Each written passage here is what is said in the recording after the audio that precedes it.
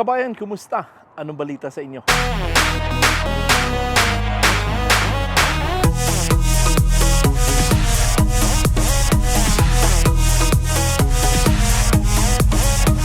yun guys, meron naman tayo ngayon pag-uusapan. Ito nga ang magandang trabaho, opportunity dito nga sa Canada, no? Ito po ay direct hiring na pwede ninyong applyan kung kayo man ay qualify dito sa trabaho.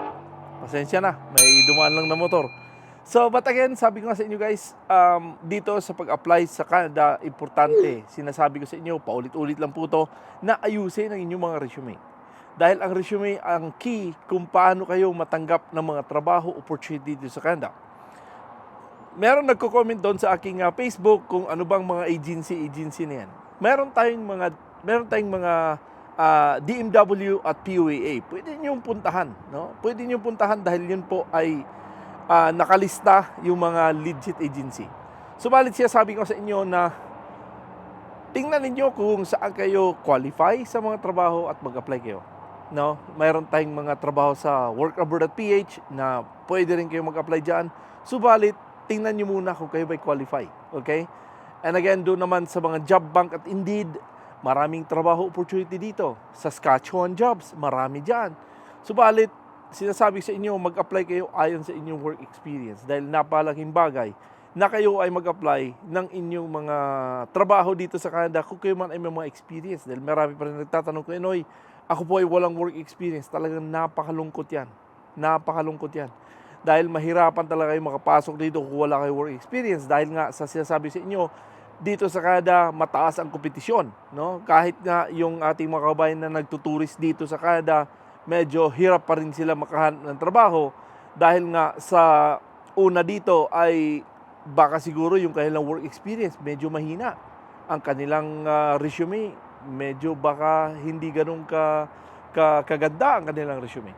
Kaya nga sinasabi sa inyo guys, importante na ang inyong mga resume ay maayos, maganda upang kayo nga ay makuha ng mga trabaho or mga employer dito sa Canada. So, medyo mahangin lang ha. Pasensya. So, importante yan, no? Na kung kayo man ay nagbalak ng trabaho dito sa Canada, ayusin ang inyong mga qualification, ayusin ang inyong mga resume dahil dito pa lang malalaman na kung kayo ba ay makakwalify o hindi. Subalit, sabi ko sa inyo guys na talagang dito sa Canada, ang importante ay kung kayo man ay nagbalak ng mga trabaho, ayusin ang inyong mga qualification. Ayusin, kung tingnan ninyo kung kayo ba ay qualify. Mag-self-assessment kayo. Kung kayo ba ay may qualify, kung kayo man ay maghanap or makahanap kayo ng trabaho, ito ba ay makukuha para sa akin?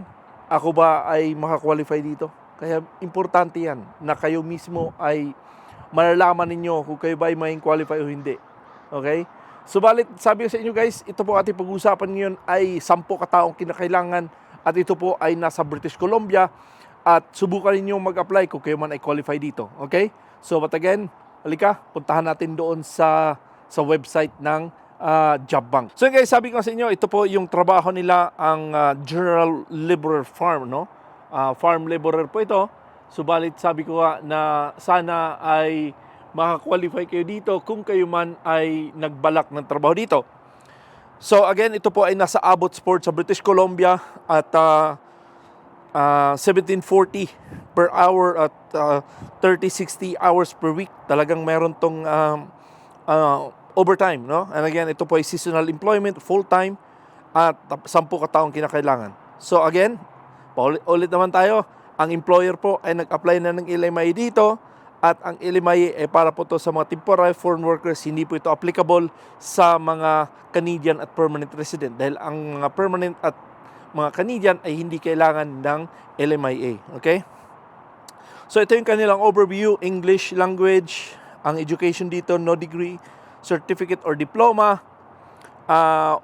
well-trained ang kanilang experience, again, worksite environment, fruit and vegetable combination farming, outdoors, wet damp, dust, hot, noisy, cold, refrigerated. Subalit sinasabi ko sa inyo, ito po ang responsibilities, ang task ay importante po na kung kayo man ay merong klaseng ganitong trabaho, kopyahin nyo at ilagay nyo sa inyong resume at kung ano pang mga ginagawa nyo bilang isang mga fruit and vegetables farming, dagdagan nyo na lang. Okay? clean the crops, grade vegetables and fruit into different grades according to the size, shape, color, and volume for pitch, high price in market. Hand harvesting vegetables, plant, cultivate and irrigate crops, weeding, harvesting crops, operate and maintain farm machinery and equipment, examine product for quality and its readiness for the market. So, importante po, kung ano pa mga ginagawa nyo bilang isang mga farmer, then dagdagan nyo na lang yan, okay? And again, additional information, work condition and physical capabilities, fast-paced environment, repetitive task. Ito po ay handling heavy loads, tight deadlines, physical demanding, attending to details, standing for extended periods, bending, crouching, and kneeling. So kung kayo man ay nagbubuhat dito, up to 9 kilos or up to 13.5 kilos, no? Again, personal suitability, flexibility, organized, team player, and quick learner. So but again, subukan natin to at titingnan natin kung kayo ba ay ma-qualify at ipopost lang natin to doon sa description.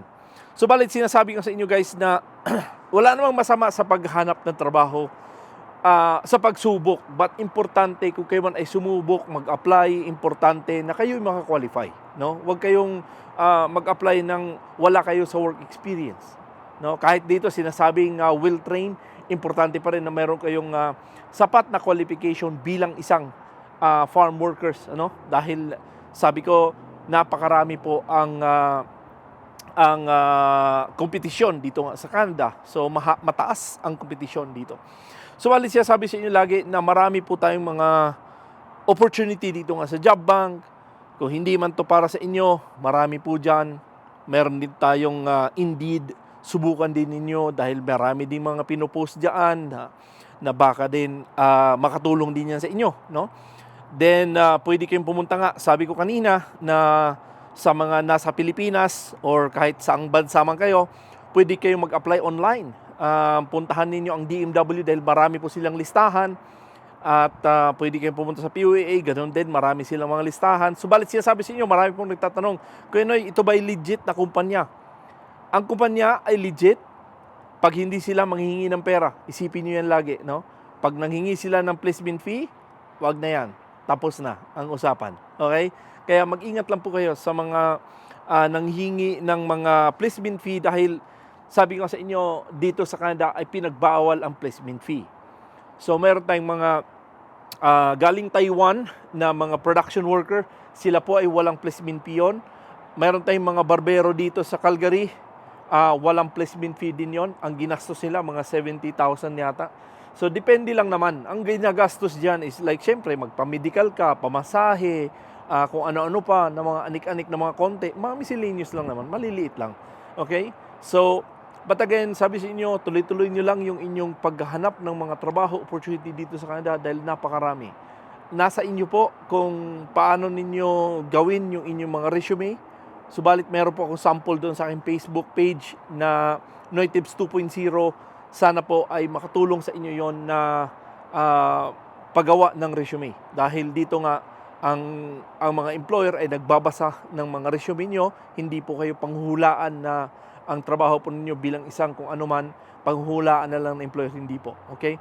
Dito ay talagang ayusin ang inyong mga resume qualification kung kayo man ay gusto talaga ng mga trabaho opportunity dito dahil napakarami talaga trabaho dito. So, balit, sabi sa inyo, tuloy-tuloy nyo lang. Marami po akong mga videos dito sa ating YouTube channel at meron din po akong TikTok. Ako po yung nag-short clips doon ng mga videos at dito rin sa ating YouTube, meron din ako mga short videos. Pinupost ko rin dito. So, sana po ay makatulong man lang sa inyo yan kung saan kayo pwedeng pumunta, anong mga trabaho na posibilidad na baka pwede sa inyo. So again, no, tuloy-tuloy nyo lang ang inyong mga pangarap at tiwala at dasal. Lagi po yan na sana ay gabayan kayo na kayo makarating dito. At again, kung kayo man ay makarating ng Calgary, mag-comment lang kayo at magkita-kits at magkape-kape tayo dito. Okay? So balit guys, again, medyo maganda na ang weather dito. Medyo malamig lang konti. Yung kamay ko talagang sa lamig. Oh? Pero malamig siya na mainit. Pero okay lang. Subalit guys, ganun pa man, sabi sa inyo, pwede nyo i-share to ating mga video sa inyong mga kaibigan, kamag-anak na gusto at nagbalak punta sa Canada kagaya din sa inyo. At kung hindi pa rin nakapag-subscribe, sana po ay makonsider i-like, i-subscribe, at huwag kalimutan lagi i-click ang notification bell para updated kayo tuwing meron ko in-upload dito sa ating channel. So ganun pa man guys, again, ako po ulit si Noy Tibbs. God bless and have a wonderful day.